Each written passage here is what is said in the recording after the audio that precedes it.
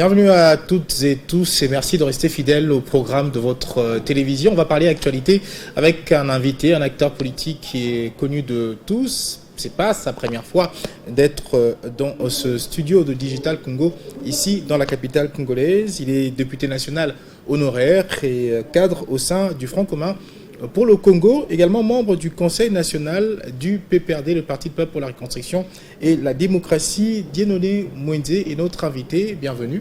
Merci bien, monsieur. Alors vous êtes cadre du FCC, je viens de le dire. Nous vous recevons au lendemain du discours, je ne sais pas si je dois le dire, historique, ou du discours politique du chef de l'État, Félix-Antoine Tshisekedi Tshilombo, quelques semaines après la clôture des consultations qu'il a lui-même initiées. Alors vous avez suivi certainement le discours du chef de l'État. Votre point de vue? Merci pour la question. Je crois qu'il s'agit d'une actualité qui intéresse plus d'un Congolais. Il y a depuis un temps, nous avions suivi qu'il y avait des consultations à la présidence de la République et qu'à l'issue de ces consultations, il devait y avoir un discours adressé à la nation. Et ce discours, nous l'avions suivi depuis hier, dimanche, par rapport à ces consultations. Et vous comprenez que là, nous allons pouvoir donner notre point de vue avec une analyse propre en tant qu'acteur politique, mais aussi nous allons pouvoir communiquer la position de notre famille politique, le FCC, Front commun pour le Congo, en tant que communicateur de cette famille politique. Bien sûr, puisque je ne l'ai pas mentionné, vous êtes également communicateur au sein du Front commun pour le Congo. Et alors, nous avions suivi ce discours hier, mais il faut noter tout de suite que son contenu ne nous a pas surpris, puisque tout au long de ces consultations, nous avions suivi les membres du secrétariat technique, qui en majorité étaient ses collaborateurs proches, et même membres de son parti politique, le déclarer tout haut et ouvertement qu'à la fin de ces consultations, l'objectif qui est poursuivi, c'est qu'il ne faut pas qu'il y ait des coalitions à la fin.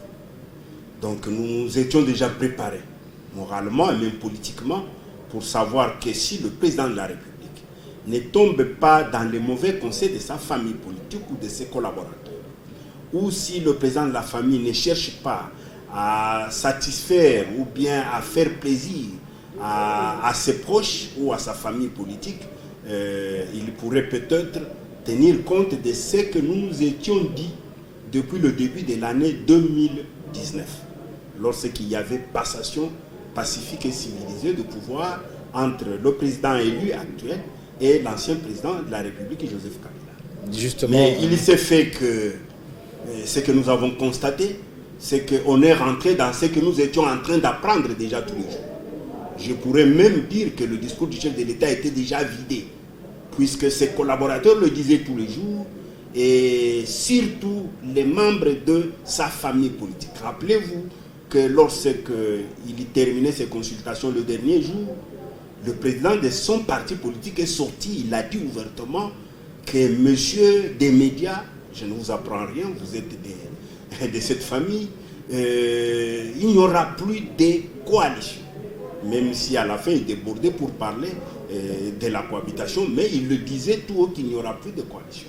Et nous avons compris qu'au-delà de préambules qui ont été donnés par le chef de l'État par rapport aux problèmes qui se posent dans la société congolaise, à toutes les difficultés et les défis à relever, par rapport à ce qu'il propose comme solution, disons ça peut-être des réformes, nous ne sommes pas opposés à ce genre de propositions.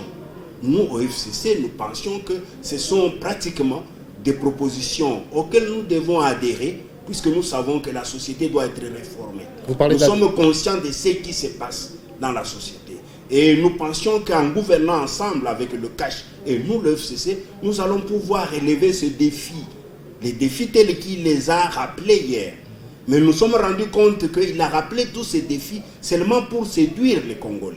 Puisqu'à la fin, lorsqu'il a terminé à rappeler tous ces défis, il a dit que pour répondre à ces défis, il faut que tout ça passe par la reconsidération ou la requalification de la majorité, puisque pour lui, je ne sais pas sur base de quel rapport, cette majorité s'est effritée. Donc, alors, tout à l'heure, vous allez parler d'adhésion. On reviendra tout à l'heure sur la question de l'union sacrée, justement, objectif des consultations présidentielles. Vous parlez d'adhésion dans les recommandations issues des consultations dont le chef de l'État a dressé le résumé dans son allocution de dimanche.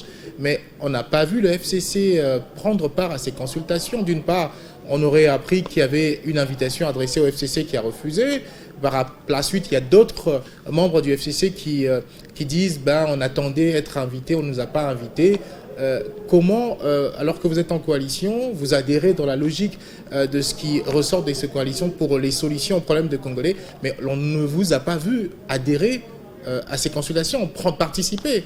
Peut-être une participation aurait permis à ce que les choses aillent de l'avant.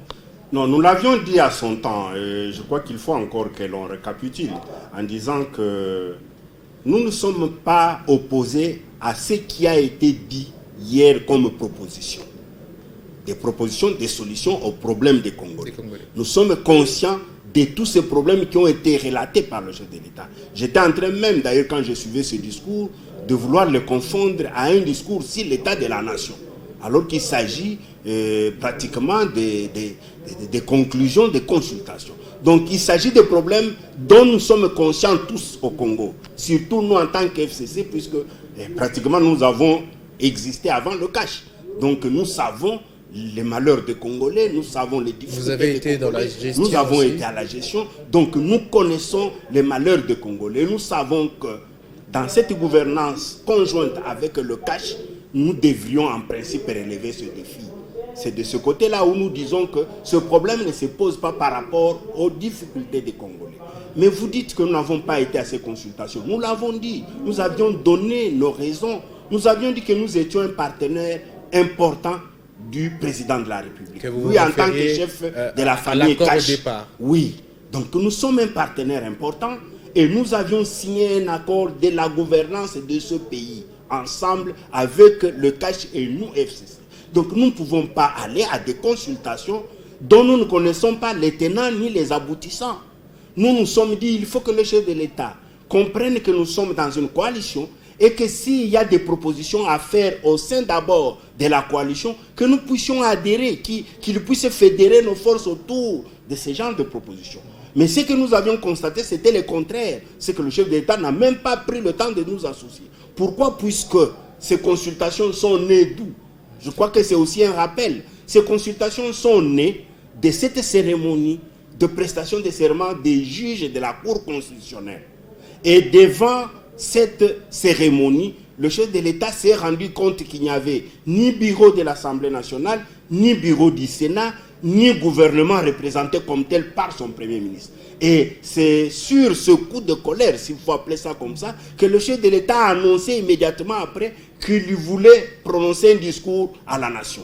Et je crois le 23 octobre, il est venu avec ce discours et à l'issue de ce discours, il a dit qu'il annonçait la semaine prochaine commencer les consultations pour qu'il puisse créer ce qu'il a appelé l'union sacrée. Alors, donc vous comprenez que nous n'étions pas en principe associés à cette démarche et nous ne devrions pas être là. Et nous l'avions dit que nous étions prêts à pouvoir dialoguer avec le chef de l'État, mais que ça se passe selon le respect des lois du pays et de la Constitution, mais aussi dans le cadre des mécanismes prévus par l'accord politique qui nous lie avec le CAC. Au sein de la coalition. Alors, vous avez parlé, je vais terminer par là, vous avez parlé des invitations. Certes, vous l'aviez appris, même nous aussi nous l'avons appris. D'abord, c'est dans les médias que nous apprenions qu'il y a des invitations lancées à un parti politique membre du FCC, je parle du PPRD, mon parti politique, et à certains membres, alors que vous le savez bien, vous êtes des médias, que mon parti politique est représenté par d'abord son président qui est Joseph Kabila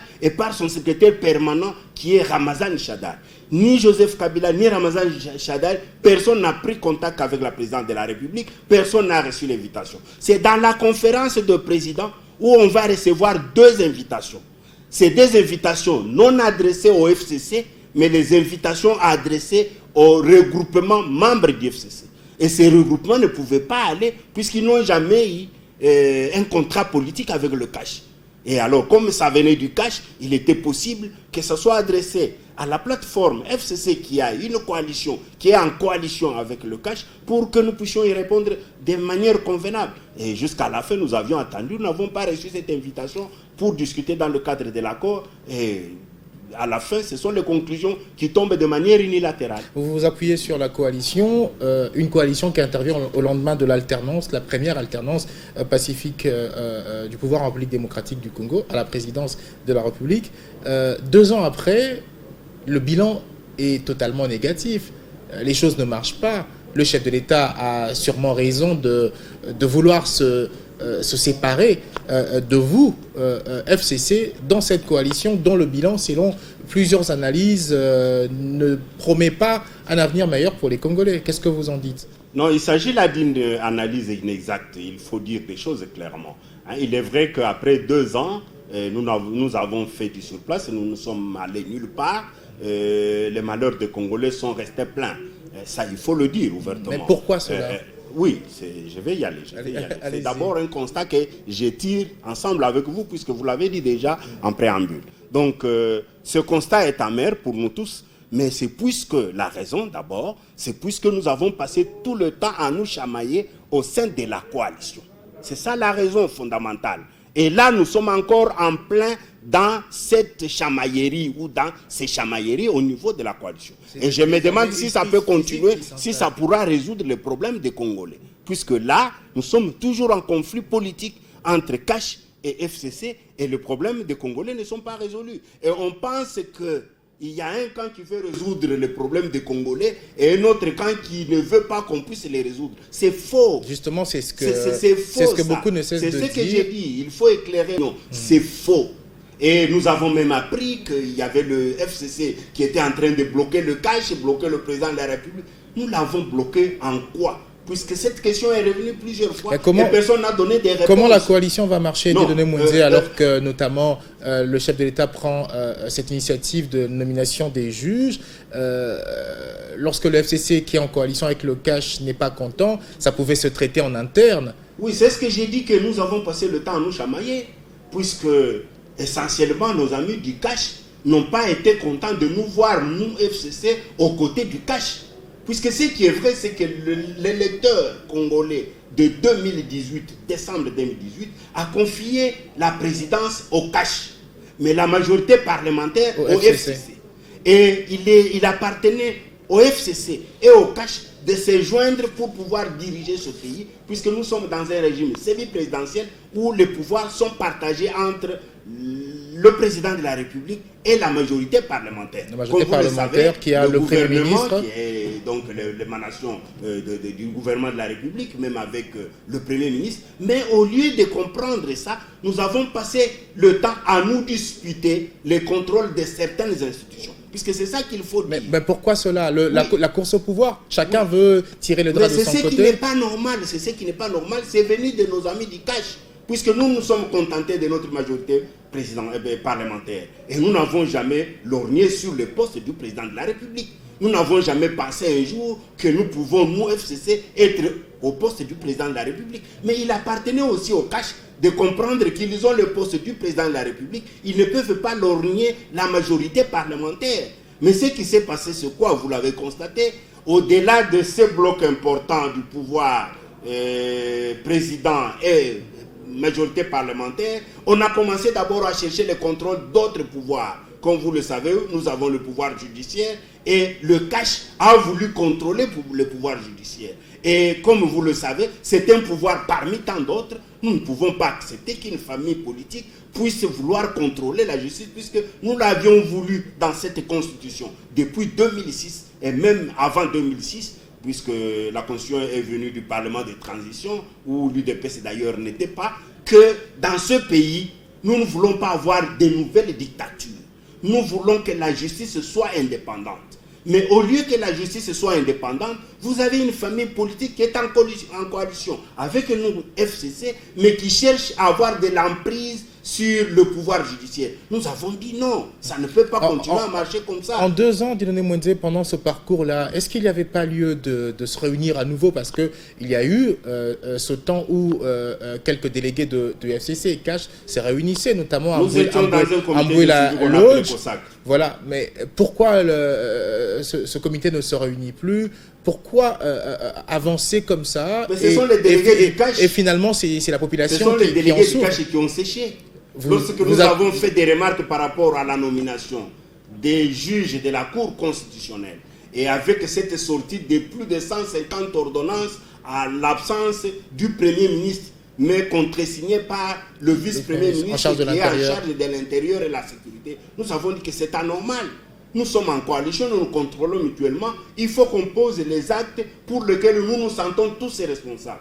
C'est ce que nous avions dit, et nos amis délégués qui étaient en train de siéger avec nous au niveau de COSAC, ce comité de suivi, ont séché. Ils ont compris que ces gens de remarques ne pouvaient pas passer auprès d'eux, et vite, ils sont allés vers leur chef pour dire qu'il faut forcer la prestation de serment de ces juges. Et c'est ainsi que cette prestation s'est passée dans les conditions que vous connaissez, qui ont conduit jusqu'aux consultations, et ces consultations qui aujourd'hui conduisent pratiquement à la dissolution ou le chef de l'État l'a dit. Oui, à la dissolution de la coalition FCC-CASH. Voilà, et nous avons pris acte, puisqu'il faut qu'on le dise, nous avons pris acte de cette volonté de la famille politique qui était en alliance avec nous, c'est-à-dire le CASH, au travers du président de la République, pour dire nous acceptons qu'il ne puisse plus y avoir de coalition FCC-CASH, mais il faut vouloir tirer les conséquences de cette décision.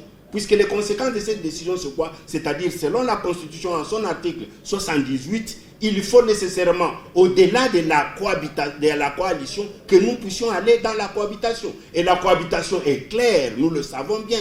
La cohabitation, ça veut dire que la majorité parlementaire qui est en place désigne le Premier ministre, qui forme son gouvernement avec cette majorité, et ce gouvernement est investi. Justement, le chef de l'État l'a dit lors de ce discours qu'il va nommer un informateur. Ça pose déjà problème parce que les juristes FCC comme CASH, il y en a qui disent il ne peut pas y avoir un informateur tant que le Premier ministre en place n'a pas démissionné. Alors on se demande comment les choses vont se passer. Le chef de l'État a pris sa décision, fin de la coalition FCC-CASH, il nomme incessamment un informateur qu'il sera appelé à identifier. Là on parle de la nouvelle majorité au niveau de l'Assemblée nationale. À ce niveau, qu'attendez-vous en tant que membre du FCC? Est-ce que seulement au niveau de l'Assemblée nationale, le FCC reste un bloc soudé autour de son autorité morale pour maintenir sa majorité à ce niveau-là? Non, je dois vous dire d'abord sincèrement qu'un chef d'État n'a pas d'état d'âme. Un chef d'État ne peut pas agir sous émotion. Mais ce qui se passe actuellement, ça nous laisse croire qu'il y a quelque part de la passion qui ont conduit le chef de l'État à pouvoir agir ainsi. Ou encore, vous le dites parce qu'il était doux et que maintenant il essaye de taper du poing sur la table. Je ne pense pas qu'il était plus doux que nous. Vous savez, notre autorité morale, Joseph Kabila, je ne sais pas si vous le comparez aux autres, vous pensez qu'il est moins doux que les autres. Non, il faut dire les choses clairement. Je crois qu'il n'était pas moins doux que nous. Mais ce qui est vrai, ou plus doux que nous. Mais je crois que ce qu'il faut dire clairement, c'est que lorsque j'ai entendu ce discours qui annonce la dissolution de notre coalition, et le chef de l'État se repose sur une vérité qui n'est pas en réalité une affirmation plutôt qui n'est pas en réalité une vérité. Puisque lorsqu'il dit que j'ai constaté que la majorité parlementaire s'est effritée, il a constaté sur base de quoi? Puisque nous avons un accord depuis le 6 mars 2019 où CASH et FCC reconnaissent que la majorité parlementaire appartient au FCC. Et que pour ça, il fallait passer nécessairement et directement par un formateur. C'est ce qui avait été fait avec la nomination de Ilunga Ilunkamba. Ouais. Mais qu'est-ce qui a fait pendant ce temps-là, jusqu'à ce jour, que cette majorité puisse s'effriter? Est-ce qu'on a des preuves que la majorité s'est effritée? C'est sûrement un constat de ce qui se passe au niveau de l'Assemblée nationale. Il faut le dire clairement. Vous savez, signer une pétition contre un membre du bureau du Parlement ou de l'Assemblée nationale, ou signer une pétition contre l'ensemble des membres du bureau, ne veut pas dire nécessairement que la majorité a basculé ou la majorité s'est effritée. Rappelez-vous, moi-même, vous m'avez présenté comme ancien député national. Dans la législature 2006 et 2011, nous avons fait partir le bureau Kamel. Rappelez-vous, nous avions fait partir ce bureau Kamel, mais ce n'est pas pour autant que la majorité parlementaire avait été ébranlée. Non, nous sommes restés soudés jusqu'à la fin de la législature. Donc ce n'est pas ça un paramètre pour dire à la face du monde que la majorité parlementaire s'est effritée. Puisque ce qu'il y a eu comme jeu pendant le week-end, et vous l'avez su, je crois qu'on va y aller, avec la pétition. Cette pétition, en réalité, n'est pas une pétition. C'est un document téléguidé de quelque part dans les officines pour dire faites quelque chose pour donner l'impression à l'opinion que la majorité parlementaire n'existe plus. Ça pourrait justifier le discours du chef de l'État de dimanche. C'est pour cela qu'il y a eu ce forcing le samedi, même jusqu'à 20h, même jusqu'à 19h, pour vouloir déposer cette pétition. Et à défaut de ça, il fallait enlever le secrétaire général de l'Assemblée nationale, aller le garder quelque part, très loin de son domicile. On est allé d'ailleurs le cueillir chez lui à la maison pour ça. Donc c'était préparé, c'était pour préparer également l'opinion pour dire il ne faut pas que le chef de l'État parle de l'effritement d'une majorité parlementaire alors qu'il n'y a pas de preuves pour dire qu'il y a effritement réellement de cette majorité parlementaire. Et s'il y avait réellement...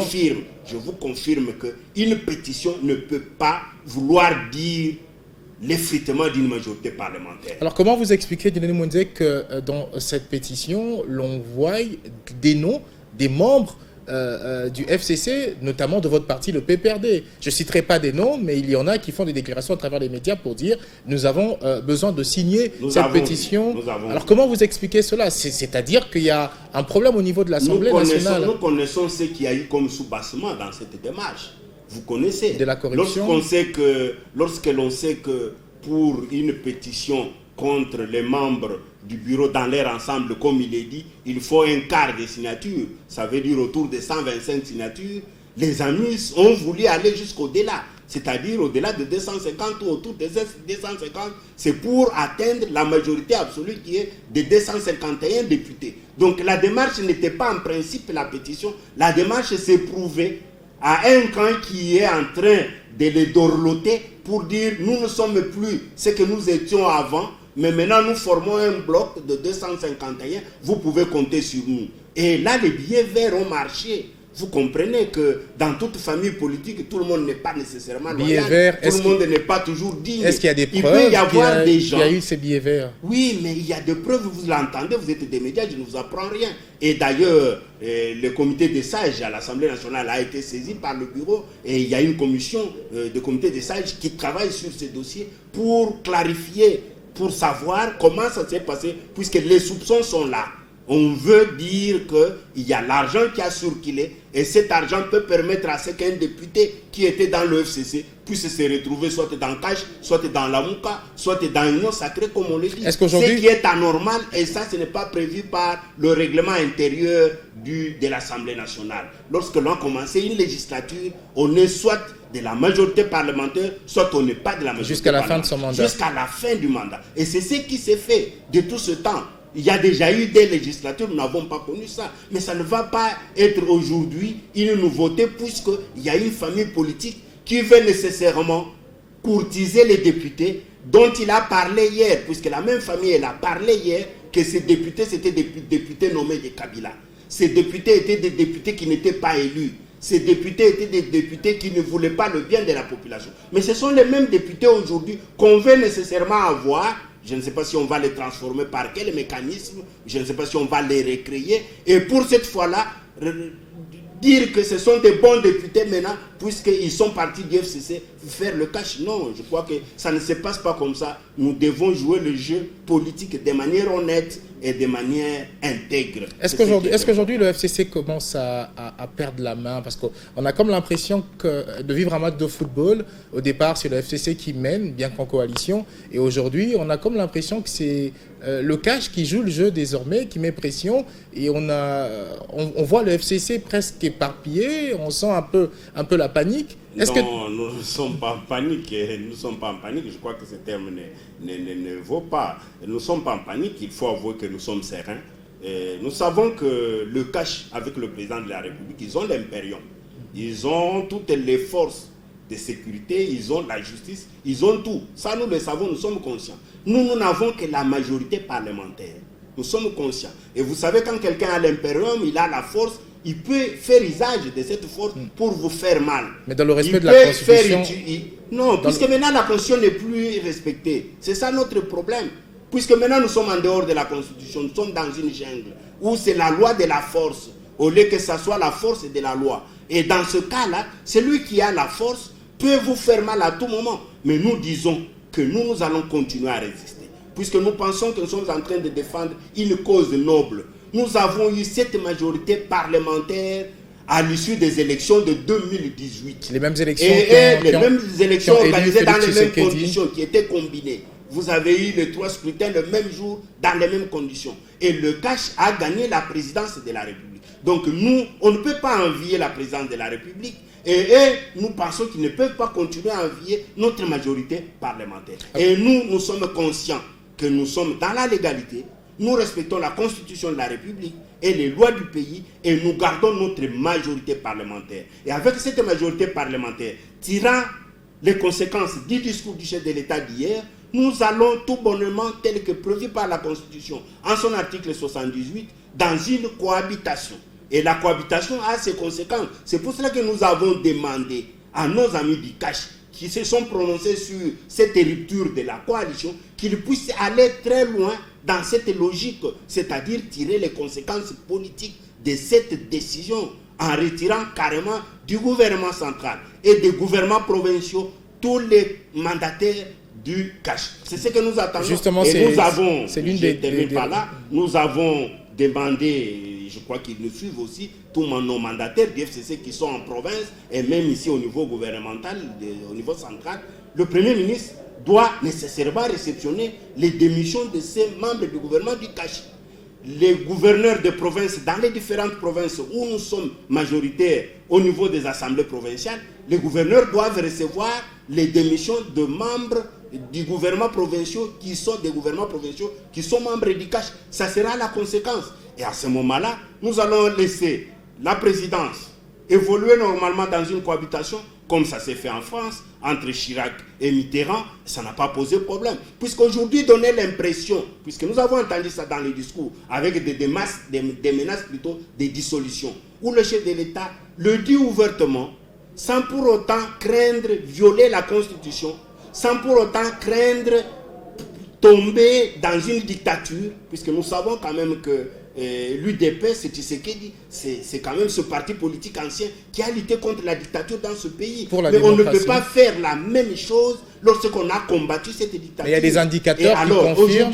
Aujourd'hui, il y a des menaces sur la dissolution, alors que les conditions ne sont pas réunies. Mais il y a des indicateurs qui confirment qu'il y a une crise persistante. Non, le chef de l'État l'a dit. Je veux vous répondre qu'en vertu de la Constitution, lorsque vous lisez cette Constitution, il est clairement dit que lorsqu'il y a une crise persistante entre l'Assemblée nationale et le gouvernement, le chef de l'État peut dissoudre l'Assemblée nationale après consultation de 2 présidents de 2 chambres du Parlement et du Premier ministre. Mais quelle est cette crise persistante? Puisque j'ai entendu ça même dans le discours du chef de l'État, où il pense que lorsqu'il est à l'Assemblée nationale ou au Palais du Peuple devant les juges pour prendre leur prestation de serment, il ne voit pas le bureau du Sénat, il ne voit pas le bureau de l'Assemblée nationale, mais il pouvait aussi ne pas voir le Premier ministre avec son gouvernement. Est-ce que vous pensez que les 3 composantes sont absentes? Ça veut dire qu'entre eux, il y a un conflit?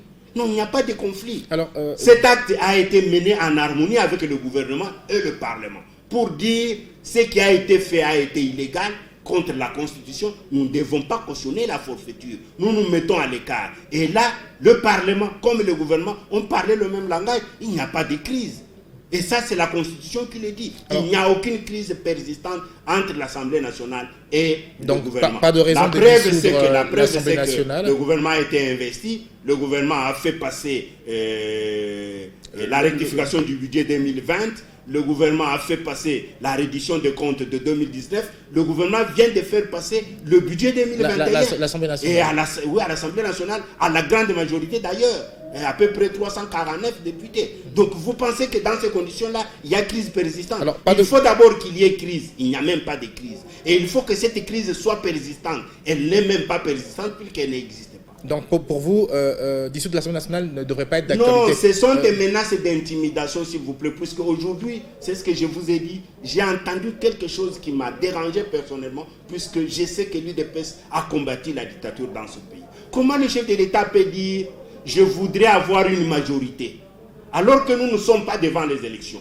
En pleine législature, il veut avoir une majorité. Il va la fabriquer comment? Et il dit s'il n'a pas cette majorité, il va rentrer auprès du peuple pour anticiper les élections. C'est-à-dire demander au peuple de se choisir, de lui choisir d'autres députés nationaux, une autre majorité. Est-ce que vraiment ça existe dans des pays de vieille démocratie où un président, quand il a été élu président, il faut nécessairement qu'il ait une majorité? Ça peut arriver que vous soyez être président, vous soyez élu président, mais vous n'avez pas la majorité. Et là, ce sont des cas que nous avons déjà vécu. Je vous ai cité le cas de la France, où Chirac avait sa majorité et Mitterrand n'a pas eu la majorité. Et il a accepté d'aller dans la gestion du pays en cohabitation entre Chirac et Mitterrand, et ils ont géré le pays convenablement. Est-ce que nous ne pouvons pas le faire aussi dans ce pays? Quand ça marche, oui. Déjà, au sein de la coalition, ça ne marche pas. Oui, est-ce qu'en cohabitation, cohabitation, ça va marcher? Monsieur Alain, nous le savions.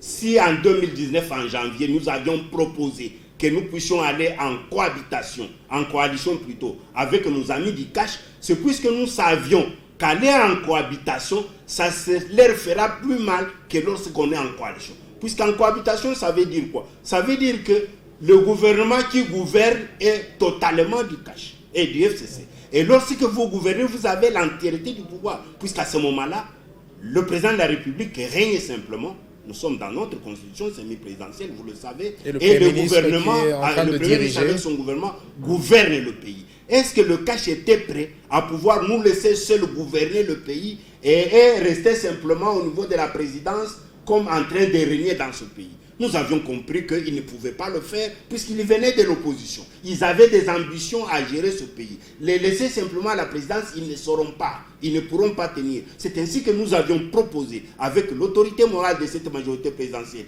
qu'est Joseph Kabila, pour que nous puissions nous mettre ensemble, nous puissions partager et aller ensemble. C'est ce qui a fait qu'au gouvernement, ils ont eu 35% de ministères de alors qu'ils n'ont même pas ce poids politique en termes d'élus au niveau de l'Assemblée. Nous touchons presque vers la fin de cet entretien. J'ai une autre question. Ce lundi, on l'a soulevé, le FCC a fait un communiqué pour prendre acte de ce discours du chef de l'État, notamment la décision de mettre fin à la coalition FCC-Cash. Nous l'avons dit lors de notre conférence à l'issue. Alors, vous vous référez également au président Joseph Kabila, donc président honorable de la République, qui est l'autorité morale du FCC. Vous dites attendre sa réaction. Est-ce que cette réaction va intervenir et cela va changer quoi? Non, nous avons dit que nous prenions acte d'abord de cette rupture entre le Cash et nous. Et nous avions demandé au Cash de tirer les conséquences de leur décision.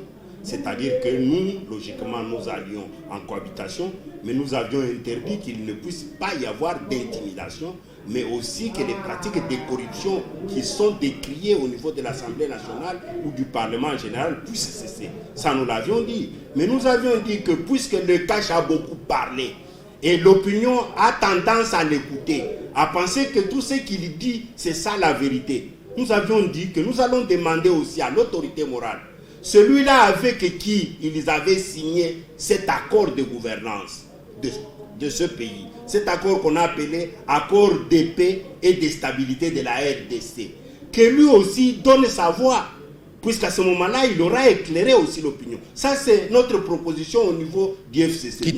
Quitte à lui d'accepter. Cette demande, c'est à lui d'apprécier, d'accepter ou de refuser. Mais nous pensons qu'il est important que lui aussi puisse donner son son de cloche, il puisse parler pour édifier l'opinion, puisque tellement que le Cash a parlé, les gens pensent qu'ils ont raison. Alors que ce n'est pas celui nécessairement qui parle beaucoup qui a raison. Doit-on croire celui qui ne parle pas peut avoir raison, mais pour une raison ou une autre peut dire il ne faut pas que l'on brûle la maison, puisqu'il est important que l'on puisse préserver la paix dans le pays, puisque nous connaissons le prix de cette paix.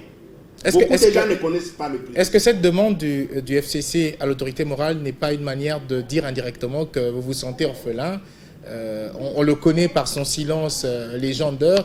Il est plus une personne qui réagit lorsqu'il le faut, qui parle lorsqu'il le faut. Il a lui-même plus d'une fois dit que c'était important pour lui de parler lorsqu'il fallait parler. Est-ce qu'aujourd'hui vous vous sentez un peu délaissé? Est-ce qu'il n'est pas loin de vous, membre FCC?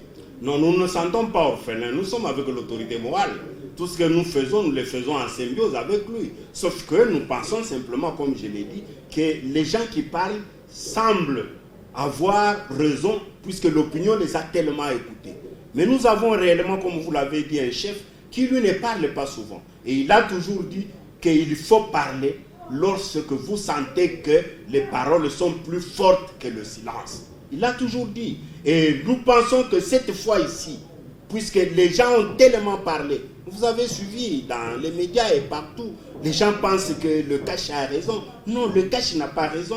Donc, il est important qu'à un certain moment, que celui qui ne parle pas souvent, qu'il parle aussi un tout petit peu pour éclairer l'opinion. C'est ça que nous allons demander à notre chef. Puisque nous pensons que ça n'est un peu trop, que l'on puisse toujours mettre la charge sur le dos du FCC, alors qu'en réalité, le FCC n'a rien à faire dans tout ça. Et s'il y a eu faiblesse dans la gouvernance de ce pays, ce n'est pas l'affaire du FCC. On dit que le FCC a bloqué. Le FCC a bloqué en quoi? Puisqu'il y a beaucoup de cas que nous connaissons où le FCC n'a même pas été consulté. Et ces choses ont été faites. Programme de 100 jours. On a consulté le FCC où la prestation de serment des 3 juges de la Cour constitutionnelle. On a consulté dans le programme 100 jours. Le programme 100 jours, le gouvernement mais nous étions déjà en coalition. N'était pas encore Nous étions déjà en coalition. Nous étions en coalition. Nous n'avons jamais été consultés. Mais si vous dites que le gouvernement n'était pas encore là, mais parlez d'autres programmes où nous n'avons pas été consultés. Il y en a encore où nous n'avons pas été consultés. Mais ce n'est pas ça qui a empêché. Mais le problème, c'est qu'on pense que le FCC a empêché la réalisation du bien-être du Congolais. Ça, c'est faux. Les problèmes pour lesquels nous nous querellons, ce sont des problèmes de contrôle des institutions. Nous sommes opposés à ce que le cash contrôle les institutions de la République. Nous devons être dans la séparation de pouvoir. C'est cela, ça simplement le problème. Lorsqu'on prend la décision de pouvoir assurer la gratuité de l'enseignement, mais c'est le FCC qui accompagne avec son ministre de l'EPST. Est-ce que nous avons dit non? Nous n'avons pas dit non. Alors, nous pensons que tout ça, c'est pour le bien-être de la population. Mais quand vous faites vos propres problèmes à vous-même, qui tentent à gagner le maximum de pouvoir que vous n'avez pas, il est important que nous, en tant que vigiles dans cette gouvernance, nous puissions vous dire attention, là vous êtes en train d'aller au-delà, vous n'êtes plus dans vos pouvoirs. À vous entendre, c'est plus le côté cash qui a le problème. Le problème, oui, le problème c'est du côté cash qui nous emmène à cette crise. Le problème c'est du côté cash, puisque la passation de pouvoir actuelle que nous avons vécue dans ce pays en 2019, nous l'avons voulu chez nous FCC. Rappelez-vous que dans d'autres pays africains ici, il y a des gens qui n'ont pas accepté avec ce pouvoir, organisant les élections, qui puissent échouer. C'est pas un bon exemple. Oui, c'est ce que j'ai dit, ce n'est pas un bon exemple et nous sommes ravisés que ce n'était pas un bon exemple. Donc nous l'avons voulu déjà en janvier 2019 que nous ne devrions pas continuer avec ce pouvoir, qu'il était important que nous puissions donner la présidence gagnée par le cash au cash. Et nous l'avons fait, nous avons accepté. Nous n'avons pas posé problème. 2-3 questions. Mais si nous étions égoïstes, vouloir garder tout le pouvoir, nous devions dire non à la CENI et à la Cour constitutionnelle, puisqu'à ce moment-là, nous avions l'impérium qu'eux ont aujourd'hui. Mais nous n'avons pas usé de manière arbitraire de cet impérium. 2-3 questions avant de mettre fin à cet entretien avec vous, Dieudonné Mwinze. Le chef de l'État a pris sa décision, le vin est tiré, il faut un informateur qu'il va nommer pour identifier la majorité. Je vous ai entendu, c'est anticonstitutionnel. Vous avez encore un gouvernement en place avec son Premier ministre. Vous ne pouvez pas envisager la possibilité de nommer un informateur. Il faut la démission du Premier ministre. Donc il faut nécessairement et préalablement la démission du Premier ministre. Qui peut se faire sur demande du chef de l'État. Oui, mais la démission du Premier ministre, c'est bien dit dans la Constitution que le Premier ministre ne peut partir du gouvernement que suivant les 3 conditions. La première, c'est qu'il faut qu'il démissionne volontairement, puisque la démission est un acte volontaire, la demande peut émaner de n'importe qui, mais il faut qu'il soit convaincu lui-même qu'il peut démissionner. Là, il peut partir avec son gouvernement. Deuxièmement, il faut qu'il soit renvoyé du gouvernement avec son gouvernement par une motion de censure au niveau de l'Assemblée votée nationale. par l'Assemblée nationale. Et troisièmement, il faut qu'il soit poursuivi par la justice, qu'il soit condamné, à ce moment-là, il dépose ses charges de Premier ministre et avec tout son gouvernement, et cette déchéance est déclarée par la Cour constitutionnelle. Nous ne sommes pas dans ces 3 cas de figure. Et donc, pour le FCC, pas question de déposer une démission. Nous disons ceci, que nous restons dans la cohabitation. Mais le Premier ministre, il est responsable. C'est un homme politique et responsable. Bon, vous restez dans la coalition. S'il peut accepter de démissionner. La cohabitation n'est pas encore totalement effective. Oui, mais nous disons que c'est ça la conséquence de la déclaration du chef.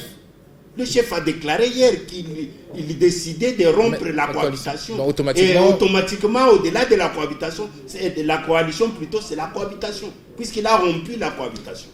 La coalition plutôt. Alors, lorsque la coalition est rompue, c'est la cohabitation qui existe. Donc pour vous, nommer un informateur avant la démission du Premier ministre, c'est anticonstitutionnel. Il ne peut pas le faire. Et si le chef de l'État le fait quand même, il aura énervé la Constitution, puisque on ne peut pas nommer un informateur au moment qu'on a un gouvernement de la République en place. Ça, c'est de 1.